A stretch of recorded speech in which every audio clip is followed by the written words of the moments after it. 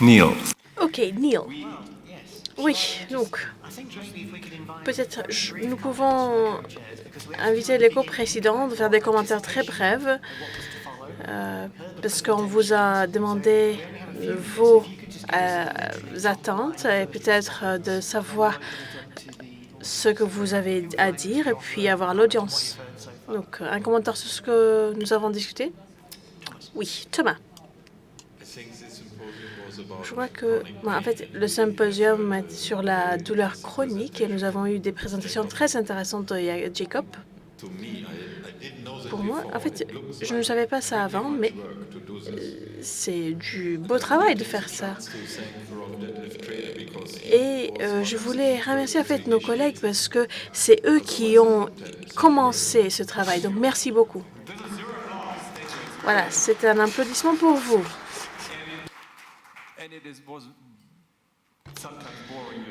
Peut-être, vous avez dit que c'était pas toujours très intéressant de gérer le côté bureaucratique, mais je crois qu'on va avoir des résultats positifs. D'autres commentaires de vous, de votre part? Ouais, je crois que la meilleure partie était quand on avait marqué que le soulagement de la douleur doit être un droit de l'homme. Je crois que c'est quelque chose que les patients veulent, ça. Oui, tout le monde dit que nous avons le droit au traitement, etc. Mais dans la plupart des cas, il y a des médicaments qui existent et qui, si ça ne marche pas, c'est la fin. Il y a des traitements en termes de réhabilitation. Si ça ne marche pas, c'est la fin aussi. Mais si c'est un travail en continu dans lequel il y a le travail entre le médecin et le patient qui essaye de trouver une solution, ça pourrait montrer aussi la difficulté auxquelles il faut faire face. Si les médecins peuvent se mettre ensemble, si on met ensemble la terminologie que nous allons utiliser et pas d'avoir une compétition.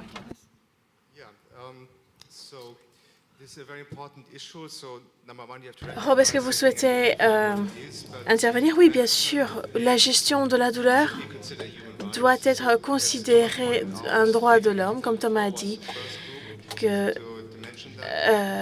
en 2004, c'était le premier groupe à mentionner ça. Puis en 2010, il y avait le sommet avec la déclaration de Montréal. Et donc, pour moi, il y a aussi Human Rights Watch, les organisations des droits de l'homme qui sont derrière tout ça et ils ont des personnes qui travaillent là-dessus. Donc ça, c'est sur le côté positif. Donc il y a une reconnaissance. De l'autre côté, si je réfléchis sur l'Europe, il faut peut-être regarder la pertinence en termes de personnes, parce qu'on a d'éviter la douleur pour les personnes, pour les animaux, pardon, mais pas pour les personnes. Dans ce contexte, c'est important d'avoir quelque chose au sein de l'Union européenne. Nous savons que la soin et la santé est une compétence des États membres, mais pourquoi n'avoir pas quelque chose sur une échelle européenne? Oui, je savais que ça allait être intéressant, mais pas autant si intéressant en fait. Peut-être j'ai l'avantage, je suis ancien anesthésiste et donc mon intérêt est différent d'autres membres du Parlement européen. Mais pour l'avenir, je n'ai pas peur de l'avenir des résultats. Je suis convaincue que, en fait, suite à vos présentations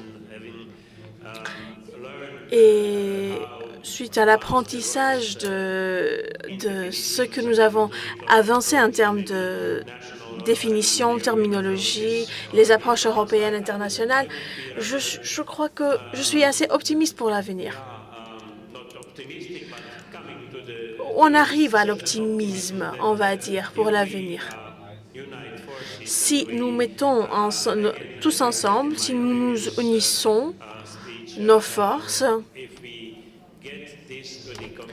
Si on arrive à avoir ce travail à la Commission, pour la Commission de comprendre les changements dans la terminologie, la classification, etc., je crois qu'ils vont bien comprendre le travail.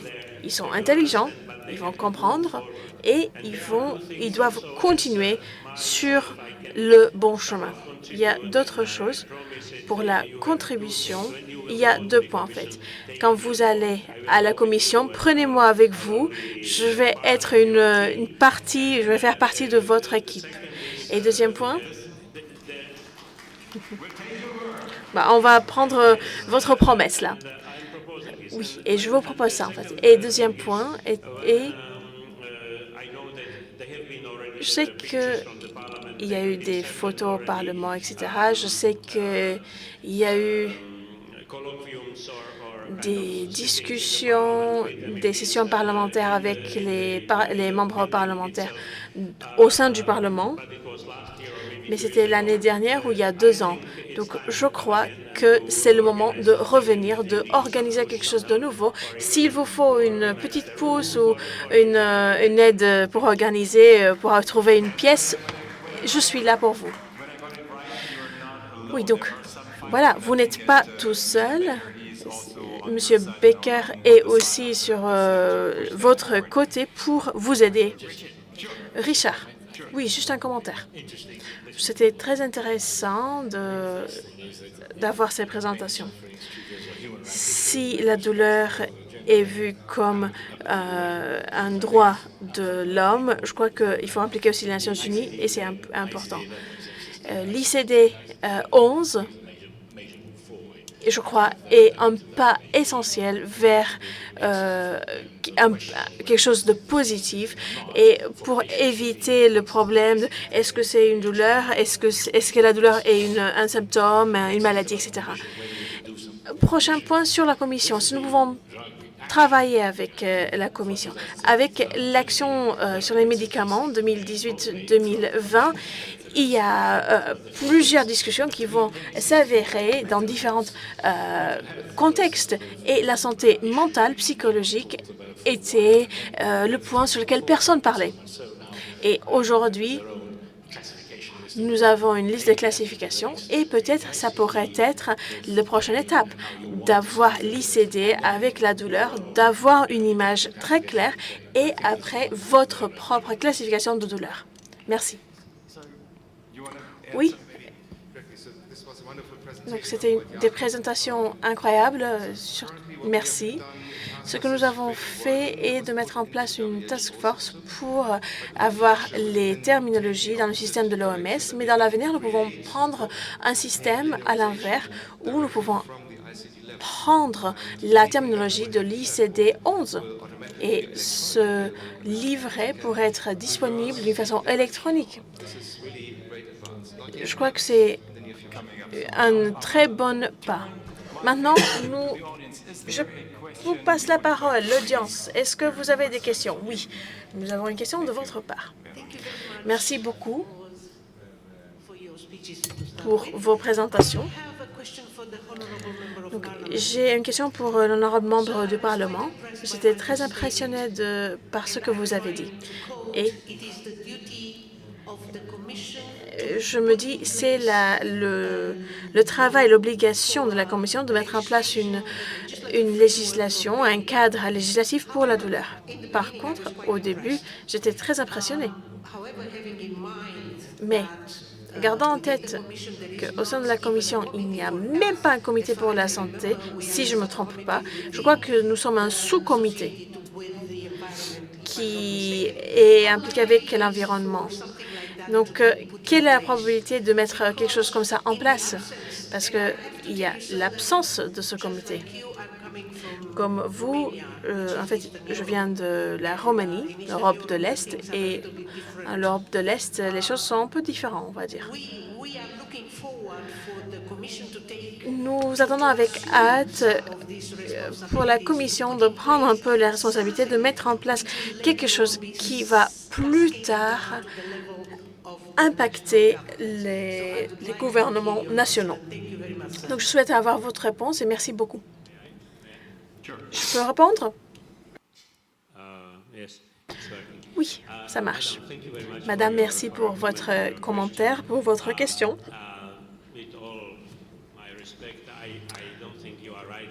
Donc, je crois que vous vous trompez quand vous dites que la Commission n'a pas un département de santé. En fait, vous mélangez un peu. Vous parlez du comité du Parlement. En fait, vous mélangez le Parlement et la Commission, peut-être. Au Parlement, oui, le comité qui gère la santé a un nom plus long qui inclut la sécurité de nourriture, sécurité de santé publique et santé. Nous avons 20 comités au sein du Parlement, droits de l'homme, santé, voyage, et le comité de santé, environnement, etc. Et le comité, des comités les plus importants, on va dire, avec les différentes directives, règlements qui sont sortis, en fait. Voilà, juste pour confirmer. D'autres questions, s'il vous plaît? Oui?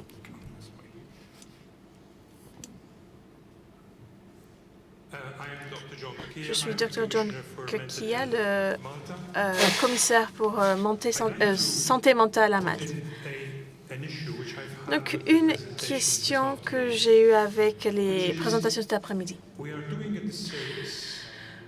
Nous ne faisons pas un bon service si nous ne faisons pas la différence entre la douleur chronique et la santé mentale et la connexion morbide entre les personnes qui souffrent de la douleur de la santé mentale et la douleur chronique. Il ne faut pas oublier l'interaction complexe entre les questions de santé mentale causées par la douleur et la douleur envers les patients. Si on gère seulement la douleur physique sans garder en tête le côté mental, psychologique, on va malheureusement ne pas guérir la personne d'une façon générale. Il faut jamais oublier le côté psychologique qui est causé par la douleur chronique. Merci. Thomas?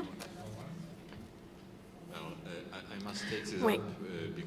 Je dois répondre à ça parce que de nos experts, je suis psychologue et neurologue, je crois que c'est quelque chose d'immense pour ceux qui souffrent des douleurs chroniques.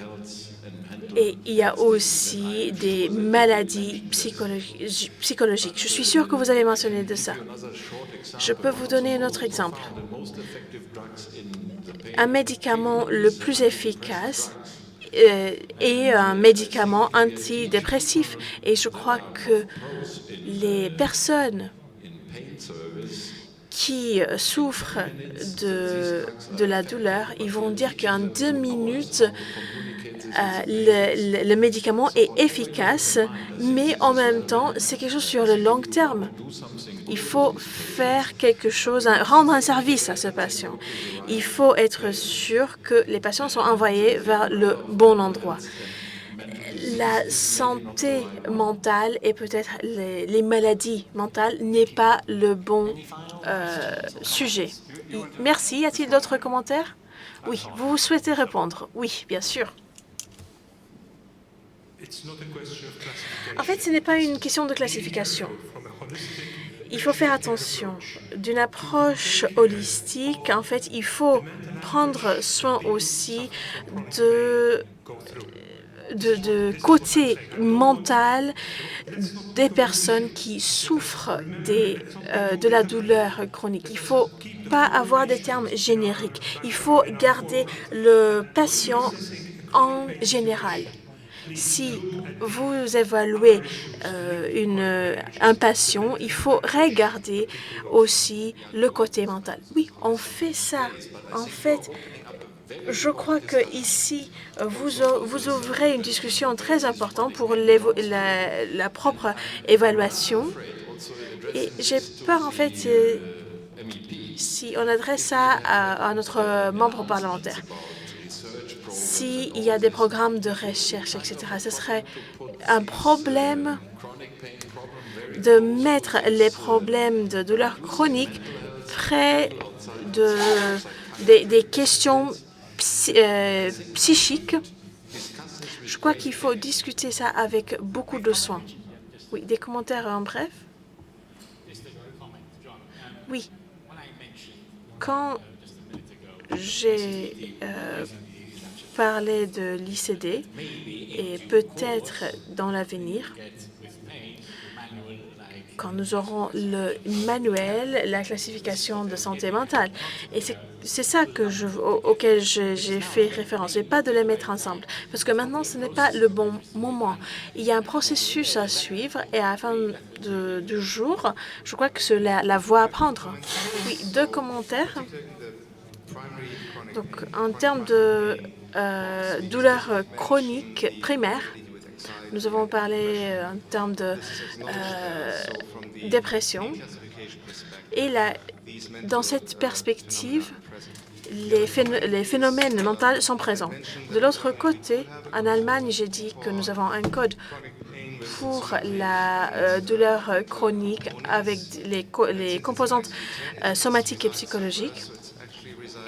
Et donc, c'est une forme différente. Et quand nous avons introduit ça, on a eu des critiques en termes des stigmas de la société. Oui, je souhaite revenir à la question initiale de cette question. La douleur chronique, un symptôme ou une maladie. Nous avons entendu parler plusieurs personnes. Est-ce que nous sommes sur la même page cet après-midi? Est-ce que nous pouvons le dire? Oui, parce que nous espérons d'arriver à un consensus, parce que c'est le défi le plus grand, surtout pour les politiciens. Il ne faut pas avoir une complication. Ça doit être important pour le patient. Pour le patient, le nombre n'est pas important. Pour le patient, c'est important et qu'il vive avec ça. Et les scientifiques aussi. Et les médecins. Est-ce que nous pouvons dire que nous sommes plus près ou est-ce que nous sommes en consensus? Je vous dis oui. Oui, je dirais John Diop. Ah oui, vous allez vous joindre à John Diop et vous allez voir la réponse claire. Oui, je crois qu'on est plus près. Nous sommes très près au résultat. Oui, bien sûr, il n'y a pas d'autre façon. Il faut viser le but.